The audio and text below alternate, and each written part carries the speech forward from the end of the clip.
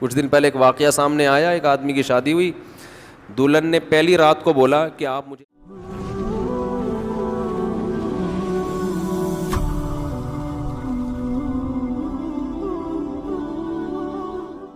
وَلَا يَحِلُّ لَهُنَّ أَن يَكْتُمْنَ مَا خَلَقَ اللَّهُ فِي أَرْحَامِهِنَّ، اللہ نے عورت کو حکم دیا، مسلمان عورت کو، کہ اگر تمہیں طلاق ہو جائے تو تمہارے پیٹ میں اگر حمل ہے، اس حمل کو، اس پریگننسی کو تمہیں چھپانے کی اجازت بولیں نہیں ہے، اگر تم اللہ اور آخرت پر ایمان رکھتی ہو۔ یہ بھی ہوتا ہے آج کل، کیونکہ اس معاملے میں مرد عورت کی زبان پر اعتماد کرتا ہے۔ اگر ایک مرد نے کسی عورت کو طلاق دی، عورت کو اگر حمل ہے وہ چھپا لے گی اور وہ بتائے گی مجھے مینسز آنا شروع ہو گئے، مرد یقین کر لے گا بھائی 3 مینسز گزر گئے، عدت ختم۔ کسی اور مرد سے نکاح کرے گی، اس کو بتائے گی بھائی میری عدت پوری ہو گئی ہے۔ اس بات کا امکان ہے کہ وہ بچہ کسی اور مرد کے کھاتے میں ڈال دے۔ مرد تو نہیں دیکھ رہا کہ واقعی عدت ختم ہوئی ہے، یہ تو یہ عورت جانتی ہے اور اللہ جانتا ہے۔ تو اس معاملے میں اللہ نے حکم دیا عورت کو کہ وہ خیانت بولیں نہیں کرے۔ مردوں کو اللہ نے حکم دیا کہ جب بھی کسی عورت کو تم طلاق دو گے تو اس کا مال چھیننے کی تمہیں اجازت نہیں ہے۔ لا يحل لكم ان تأخذوا مما آتيتموهن شيئا، جو کچھ اس کو دیا ہے نا شادی سے پہلے، ایک دھیلا بھی واپس لینے کی اجازت بولو نہیں ہے۔ آج جہیز بھی جو وہ اپنے گھر سے لائی ہے نا وہ بھی ہتھیا لیتے ہیں، اپنے دیے ہوئے گفٹ تو واپس لیتے ہی ہیں، جو وہ اپنے گھر سے لائی ہے وہ بھی ہتھیا لیتے ہیں۔ یہ سارے قرآن کے احکام ہیں جس کی آج دھجیاں اڑائی جا رہی ہیں، کیونکہ ان احکام کا لوگوں کو علم ہی نہیں ہے۔ لوگ محرم میں کربلا، ربیع الاول میں جو مخصوص بیانات ہوتے ہیں وہ، یعنی سیزن وائز چل رہے ہوتے ہیں ہم لوگ۔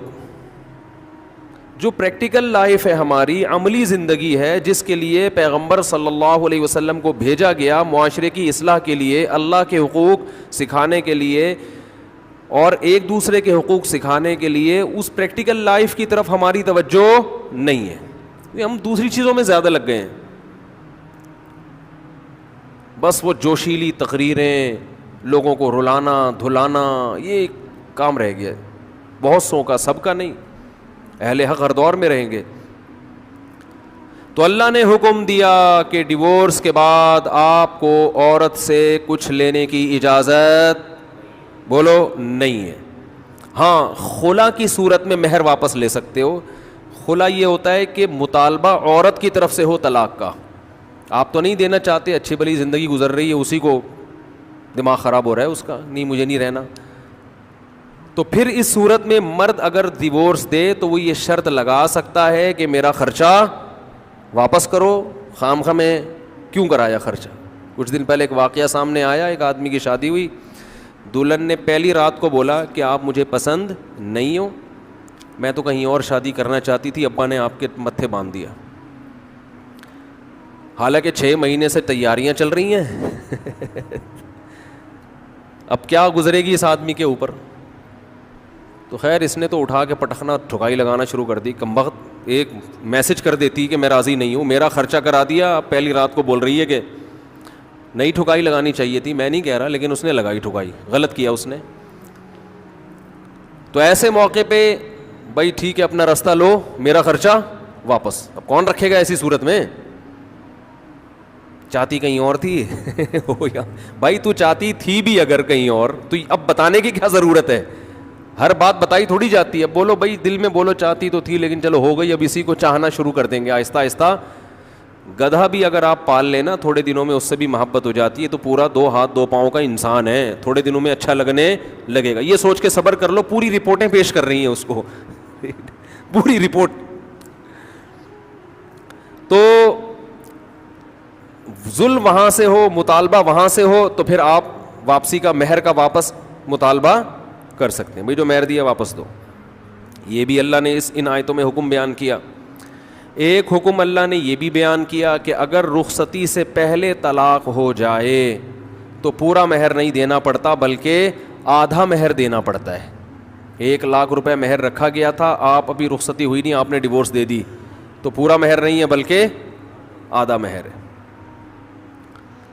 اس میں اللہ نے ترغیب دی ہے کہ مرد پورا دے دے تو اچھا ہے, اور عورت کو ترغیب دی ہے کہ آدھا بھی معاف کر دو تو اچھا ہے. ترغیب دونوں کو دی جا رہی ہے, چھوڑو بھائی, لیکن حکم بیان کیا جا رہا ہے کہ مرد کو آدھا دینا پڑے گا اگر وہ مطالبہ کرے. اور اللہ نے اہم حکم یہ بھی بیان کیا کہ جب عورت کو طلاق دو تو جہاں وہ طلاق کے بعد نکاح کرنا چاہتی ہے اس کے نکاح میں رکاوٹ مت بنو, کباب میں ہڈی بننے کی کوشش مت کرو. یہ بھی زمانے جاہلیت میں ہوتا تھا اور آج بھی ہوتا ہے. فَلَا تَعْضُلُوهُنَّ أَن يَنكِحْنَ أَزْوَاجَهُنَّ, اگر تم نے چھوڑ دیا ہے اس کو. عرب اس کو غیرت کا مسئلہ بنا لیا کرتے تھے کہ ہم نے چھوڑا ہے تو اب ہم کہیں اور اس کی شادی نہیں کرنے دیں گے. ہمارا معاذ اللہ یوں کہتے تھے تھوکا ہوا مال, جیسے آج بھی لوگ کہتے ہیں ہم نہیں کہیں اس کو نکاح کرنے دیں گے. اس سے بھی قرآن نے کیا کیا, منع کیا. اور اس سے بھی منع کیا کہ اپنی مرضی سے زبردستی اس کا نکاح بھی مت کراؤ طلاق یافتہ کا. ینکحنا ازواجہن, اپنے سلیکٹڈ شوہر سے نکاح کرنا چاہتی ہے تو تم کباب میں ہڈی بولو نہیں بنو, یعنی اس کو یہ رائٹ ہے کہ وہ جہاں چاہے نکاح کرے. یہ بھی خرابی ہے آج کل بعض علاقوں میں, یہ خرابی ہے کہ بیوہ کو یا طلاق یافتہ کو نکاح تو کرنے دیتے ہیں, لیکن بعض علاقوں میں دستور ہے نکاح ہمارے ہی خاندان میں ہوگا, آپ ہمارے خاندان سے باہر نہیں جا سکتی. اس کو بھی قرآن نے کیا کیا, بولو ختم. نکاح بھی سے بھی نہیں روک سکتے, اور نکاح بھی وہاں ہوگا جہاں آپ نہیں بلکہ یہ چاہے گی. اس میں اللہ نے عمر کی کوئی قید نہیں لگائی. 40 سال کی بیوہ یا طلاق یافتہ ہو, 50 سال کی ہو, 55 سال کی ہو, یہ تمہارا ہیڈ ایک نہیں ہے. تمہیں زیادہ ٹینشن لینے کی ضرورت نہیں ہے. لوگ بڑی ٹینشن لے رہے ہوتے ہیں کہ تمہیں ضرورت کیا ہے, اب 4 بچے ہیں تمہارے, 5 بچے ہیں, اس عمر میں تمہیں شادی کرتے ہوئے شرم نہیں آتی. چھوڑو بھائی, کیا ضرورت ہے. تو اللہ فرماتے ہیں کہ تمہیں ٹینشن لینے کی ضرورت بولو یہ اس کا ہیڈ ایک ہے, یہ تمہارا ہیڈ ایک نہیں ہے. جیسے کوئی 4 شادیاں کر رہا ہے تو اس کا ہیڈ ایک ہے نا, آپ کا ہیڈ ایک تھوڑی ہے یہ. آپ پتہ نہیں کیوں پریشان ہیں, مفتی صاحب کو کیا ہو گیا, وہی ان کا ہیڈ ایک ہے, آپ کا ہیڈ ایک نہیں ہے. یہ میں اپنی بھی درمیان میں لگا دیتا ہوں نا.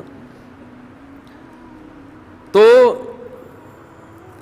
ہر ایک کے ہیڈ ایک ہم نے پالے ہوئے ہیں. وہ یہ کیوں کر رہا ہے, وہ یہ کیوں کر رہا ہے, وہ کم عمر سے شادی کیوں کر رہا ہے, وہ بڑی عمر سے شادی کیوں کر رہی ہے, یہ ہوتے ہیں نا لوگوں کے مسائل. اس نے یہ کیوں کر لیا. ایک خاتون نے مجھے بتایا کہ وہ ایک دفعہ بیوہ ہوئی, اللہ کی قدرت دوبارہ شادی, دوبارہ بیوہ ہو گئی. تیسری دفعہ جب ان کی شادی ہو رہی تھی لوگ مذاق اڑا رہے تھے, بس کرو یار 2 دفعہ بیوہ ہو گئی, اب آرام سے بیٹھو. اب وہ بیوہ تو کوئی بھی ہو سکتا ہے, جوانی میں بھی عورتیں بیوہ ہو جاتی ہیں. تو اب دیکھو لوگوں کو تکلیف ہو رہی ہے, بھائی یہ اس کا ہیڈ ایک ہے.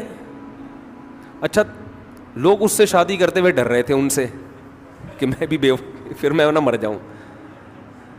تو اس سے کوئی تعلق نہیں ہے. ہو سکتا ہے 2 دفعہ بیوہ ہونا تقدیر میں لکھا ہو, 3 دفعہ نہ ہو. یہاں مجھے وہ چٹکلا یاد آتا ہے, وہ ایک آدمی نے, ابے چھوڑو چٹکلوں کو, ابھی قرآن کو فوکس کرتے ہیں. آخر میں چٹکلے ہوں نا یہ صحیح ہوتا ہے, درمیان میں ہی آ جائیں تو پھر سارا موضوع چینج ہو جاتا ہے. اتنے اچھے احکام بیان ہو رہے ہیں قرآن کے, آگے اس کو آپ نے لوگوں کو بتانا بھی ہے. تو اللہ نے حکم دیا کہ طلاق کے بعد ایک دھیلا واپس نہیں لینا. خلا کی صورت میں لے سکتے ہو, مگر خلا بھی شوہر کی رضا سے ہوتا ہے, یک طرفہ نہیں ہوتا, یاد رکھیں. دوسرا کام تم نے کیا کرنا ہے, اس کو کہیں اور نکاح سے روکنا نہیں ہے. تیسرا کام یہ کرنا ہے, نکاح بھی وہاں کرنا ہے جہاں وہ چاہتی ہے. تمہاری مرضی نہیں مسلط ہوگی, اس کی مرضی چلے گی. اور اگر پرانے شوہر سے نکاح کرنا چاہے اور 2 طلاقیں ہوئی ہوں تو وہاں بھی کر سکتی ہے, کیونکہ آیت کا ایک شان نزول بھی ہے. ایک صحابی نے اپنی بہن کا نکاح کسی صحابی سے کرایا, تھوڑے دنوں میں طلاق ہو گئی. طلاق ایک تھی, عدت ختم ہوئی, نکاح ختم.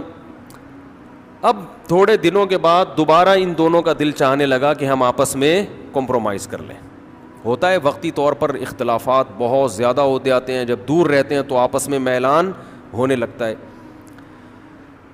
لیکن وہ جو صحابی تھے نا جن کی بہن کو طلاق ہوئی تھی, انہوں نے کہا کہ اب میں اپنی بہن کا نکاح دوبارہ اس آدمی سے بولو نہیں کروں گا, اور کہا کہ یا رسول اللہ میں نے ان کی عزت کی, ان کو اپنی بہن نکاح میں دی, انہوں نے لڑائی جھگڑا کر کے طلاق دے کے میرے گھر میں بٹھا دیا اس کو, تو میں کیسے دوبارہ. یہ ذلت محسوس ہوتی ہے نا انسان کو. قرآن میں اللہ نے آیتیں نازل کی کہ اگر وہ اپنے شوہر سے نکاح کرنا چاہتی ہے تو درمیان میں رکاوٹ مت بنو. لڑے بھی وہ خود تھے, اب جڑ بھی خود رہے ہیں. نہیں آ رہی بات. اس کو بھی لوگ غیرت کا مسئلہ بنا لیتے ہیں, سسر صاحب بنا لیتے ہیں, میرے داماد نے میری بیٹی کو طلاق دی ہے, میں تو نہیں واپس بھیجوں گا. بھائی دنیا میں جو آدمی میں لچک نہیں ہے نا, فلیکسیبلٹی نہیں ہے, لچک نہیں ہے جس میں, وہ کبھی بھی کامیاب نہیں ہو سکتا. یاد رکھو یہ جو ہوتا ہے نا میں اصول کا پکا, بھائی اصول کا پکا ہونا تو اچھا ہے, لیکن یہ اصول ہی غلط ہے کہ جو کہہ دیا تو اس پہ قیامت تک قائم رہنا ہے. یہ اصول ہی غلط ہے. اصول یہ ہونا چاہیے کہ جب موقع کی مناسبت سے جو بات ٹھیک لگے گی اپنے آپ کو چینج کر لوں گا. یہ اصول ٹھیک ہے, اس اصول پہ پکے رہو, اور یہ نبی سے ہمیں ملتا ہے یہ اصول. حدیث میں آتا ہے ایک صحابی نبی کے پاس آئے, مجھے صدقہ چاہیے, یہ چاہیے, وہ چاہیے. آپ نے فرمایا اللہ کی قسم تم پر خرچ نہیں کروں گا میں. وہ چلے گئے, آپ نے دوبارہ بلایا, فرمایا ان پہ صدقہ کرو, دے دو. وہ پریشان, یا رسول اللہ آپ نے تو قسم اٹھائی تھی کہ میں آپ کو نہیں دوں گا. آپ نے فرمایا مر رآ علی یمین فرآ غیرہا خیرا منہا فلیکفر عن یمینہ, کہ جو شخص کسی بات پہ قسم اٹھا لے, جائز بات ہو, کوئی اگر حرام پہ قسم اٹھائی وہ تو بچنا لازم ہے نا, کہ میں گناہ نہیں کروں گا, وہ تو ویسے ہی حرام ہے. جائز کام, صدقہ تو جائز ہے نا, بلکہ ثواب ہے. فرمایا کوئی کسی جائز کام پہ قسم اٹھائے, پھر بعد میں اس کو خیال ہو کہ مجھے قسم توڑ دینی چاہیے, اس کا مائنڈ کیا ہو گیا چینج, تو اسے چاہیے قسم توڑ دے اور کفارہ ادا کر دے, اس قسم پہ قائم بولو نہ رہے. قسم پہ جب قائم نہ رہنے کا حکم ہے تو بغیر قسم کے میں نے جو بول دیا بس وہ پتھر پہ لکیر بن گیا, یہ تو پاگل اور گدھے ہونے کی علامت ہے. قسم بھی اگر کھا لی ہو تو بھائی اس وقت یہ خیال تھا کہ نہیں دینا, اب زمینی حقائق کہہ رہے ہیں کہ اس کو دینا ہے, تو اب قسم توڑو, کفارہ ادا کرو اور دے دو. بات نہیں آ رہی میرا خیال ہے. یہ کس کی سیرت ہے؟ نبی کی. نبی سے زیادہ کسی کی پکی زبان ہو سکتی ہے, لیکن ایسی لچک سکھائی ہے کامیاب بننے کے لیے کہ یہ نہیں کہ جو کہہ دیا تو وہ پتھر پہ لکیر. گراؤنڈ ریئلٹی کے لحاظ سے, ماحول کے چینج ہونے کے لحاظ سے آپ نے اپنا رویہ کیا کرنا ہے, چینج کرنا ہے. اس وقت آپ کی رائے یہ تھی, اب آپ کی رائے وہ ہے, کیونکہ زمینی حقیقت بھی چینج ہوتی ہے اور انسان کی نالج بھی چینج ہوتی ہے اور انسان کی رائے بھی چینج ہوتی ہے. بعض دفعہ نالج چینج نہیں ہوتی, انسان تانے بانے ملا کے ایک رائے قائم کرتا ہے, بعد میں جب اور گہرا سوچتا ہے تو اسے لگتا ہے کہ وہ رائے ٹھیک نہیں تھی, تو وہ اسٹیٹمنٹ اس کا کیا ہو جائے گا, چینج. کوئی بات نہیں, دن میں 100 دفعہ چینج ہو جائے. ناکام وہ ہے جو کہہ دیا تو اڑ گیا, بس کچھ بھی ہو جائے. اب دیکھو ایک آدمی آپ کو مستحق نظر نہیں آ رہا تھا, آپ نے کہا اللہ کی قسم تجھے میں صدقہ نہیں دوں گا, تو فراڈی ہے. بعد میں پتہ چلا نہیں فراڈی نہیں ہے, آپ کو نہیں میں نے تو بول دیا تھا میں نہیں دوں گا. بھائی اب فراڈی ہونے کی بیس پہ نہیں دے رہے تھے, تو اب پتہ چل گیا یہ فراڈی نہیں ہے. بعض دفعہ پہلے بھی پتا تھا فراڈی نہیں ہے, اب بھی پتہ ہے نہیں ہے, لیکن پہلے خیال تھا کہ نہیں دینا چاہیے, اب خیال ہے کہ دے دینا چاہیے, تو رائے چینج کر لو. بہت مشکل ہے. اور گھریلو جھگڑوں میں تو میاں بیوی کی طبیعت میں اگر لچک نہیں ہے نا, 4 دن بھی ان کا رشتہ نہیں چل سکتا. یہ تو مجھ سے ابھی لکھوا کے سگنیچر انگوٹھے لگا لو, جیسے سبزی والے نے ٹھپے لگائے تھے انگوٹھے لے کے گھوم رہا ہوں, لیکن آپ انگوٹھے نہیں, آپ مجھے پکڑ لینا, میں کہاں بھاگوں گا. وہ جب بھی انگوٹھے کی بات آتی ہے مجھے وہ سبزی والا یاد آتا ہے جس کو میں نے بزنس کے لیے پیسے دیے تھے, اور اس نے ایمانداری میں اسٹیمپ پیپر پہ اپنے انگوٹھے لگا کے دیے تھے. جب وہ پیسے لے کے بھاگا تو 3 سال میں نے وہ انگوٹھے سنبھال کے رکھے. اب لوگ مجھے کہتے ہیں نا وہ فلاں آدمی کو میں اتنے کروڑ روپے دے رہا ہوں تو اتنا ایماندار ہے, میں تو اسٹیمپ پیپر پہ لکھوا رہا ہوں اور انگوٹھے بھی لگوا رہا ہوں. میں کہتا ہوں یہ انگوٹھوں کا تذکرہ میرے سامنے مت کیا کرو, انگوٹھوں سے کچھ بھی نہیں ہوتا. بندہ اگر 2 نمبر ہے, اسٹیمپ پیپر بکری کو کھلا دینا, کسی کام کا نہیں ہے یہ اسٹیمپ پیپر, عدالت سے بھی نہیں نکلوا سکتے. سمجھتے ہو؟ لکھوایا کرو ضرور، لیکن اس سے ہوگا کچھ بھی نہیں. عدالت انگوٹھا دیکھ کے بولے گی بس ٹھیک ہے انگوٹھا، اب انگوٹھے کو پکڑ کے جیل میں ڈال دو بس. انگوٹھے کو دیے تم نے پیسے، بندہ تو پکڑائی میں آئے گا ہی نہیں، آ بھی گیا تو کچھ بھی نہیں کر سکتے. عدالت کہے گی دیے کیوں تھے. تو پیسہ دینے سے پہلے 100 دفعہ سوچا کریں. خیر، تو کیا بات چل رہی تھی؟ ابے انگوٹھے کی بات کہاں سے آئی؟ ہاں، لچک پیدا کرنا میاں بیوی کا رشتہ تو ایسا ہے کہ اگر آپ کا ہے نا کہ جو میں نے کہہ دیا بس وہ کیا ہے، آرڈر از آرڈر. تو بھائی اس کا مطلب آپ میدان جنگ میں کھڑے ہوئے ہیں، دشمن کی فوجیں آپ کے سامنے ہیں، اور آپ ایک فوج کی کمانڈ کر رہے ہیں کہ گولی چلانے کا آرڈر دیا تو کیا کرنا ہے. یہ گھر ہے، یہ میدان جنگ بولو نہیں ہے. یہاں آپ کا اسٹائل یہ ہونا چاہیے، آپ نے بیوی کو آرڈر دیا. گراؤنڈ ریئلٹی یہ کہہ رہی ہے کہ بھائی میرا روب اس پر بیٹھا ہوا ہے اور وہ پکوڑے بنا بنا کے خود ہی کھا رہی ہے، آپ کو ایک لقمہ بھی نہیں کھانے دے رہی. آپ غصے میں آئے، آپ نے کہا بیگم مزید پکوڑا اگر کھایا نا تو. گراؤنڈ ریئلٹی کہہ رہی ہے کہ اس دھمکی سے یہ پکوڑے کھانا چھوڑ دے گی نا. لیکن آگے اس کا ایٹیٹیوڈ آپ نے دیکھا، اس نے کہا تو کیا کر لے گا، فوراً وہ کرچھلی اٹھائی، تو کیا کر لے گا، فوراً لچک پیدا کرو. بولو تو صبر کروں گا اور کیا کروں گا. یہ کامیاب، یہ گھر کیا کیسے چلے گا، یہ رشتہ جوڑا رہے گا. اگر آپ نے اس کا ایٹیٹیوڈ دیکھ کے، اس کی پیشانی پہ سلوٹیں دیکھ کے اپنی دھمکی کو واپس نہیں لیا تو یہ گھر کیا ہوگا، پکوڑے تو کھا لو گے آپ لیکن آپ کے بچوں کی ماں مارکیٹ سے شارٹ ہو جائے گی. تو اس میں گھر کے اندر کا اصول لچک. کامیاب آدمی وہ، ہاں ناقابل برداشت کوئی معاملہ ہو جائے تو ایک الگ بات ہے. تو اللہ نے کیا حکم دیا کہ اگر ڈیورس ہو گئی ہے پھر دوبارہ ملنا چاہتے ہیں تو کباب میں ہڈی بولو مت بنو، ملنے دو ان کو، کوئی مسئلہ نہیں ہے. ہاں یہ قرآن نے کہا ہے کہ اس شرط میں ملیں کہ ان کا اپنے بارے میں یہ خیال ہو کہ دوبارہ وہ جھگڑے نہیں کریں گے. ایسا نہ ہو ملتے پھر وہی ٹینشنیں شروع کر دیں. اب دوبارہ اپنی اصلاح کر کے آئیں کہ بھئی اب ان ماضی کے قصوں کو چھیڑنا نہیں ہے.